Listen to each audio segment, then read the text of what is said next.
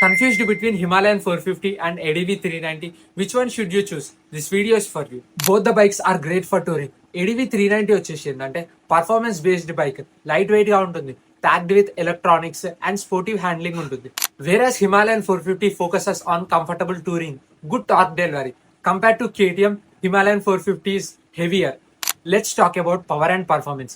ADV 390 వచ్చేసి 398cc liquid cool single cylinder engine. ఇందులో 44.2 bhp ఉంటుంది, 39 Nm ఆఫ్ టార్క్ అనేది వస్తుంది. బైక్ వెయిట్ వచ్చేసి 182 kgs. Power to weight ratio అనేది చాలా క్రేజీగా ఉంటుంది.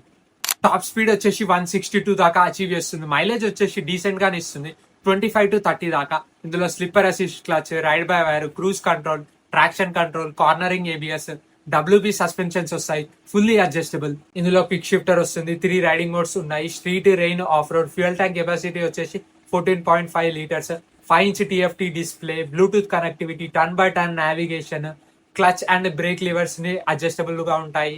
హిమాలయన్ 450 వచ్చేసి 452cc single cylinder liquid cool engine, 6-speed gear box, slipper assist clutch కూడా వస్తుంది.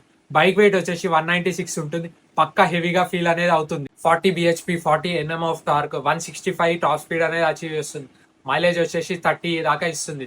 ఫ్యూయల్ ట్యాంక్ కెపాసిటీ ఏంటంటే 17 లీటర్స్, గుడ్ ఫర్ టూరింగ్. ఇందులో 2 రైడింగ్ మోడ్స్ ఉన్నాయి, ఎకో, పర్ఫార్మెన్స్.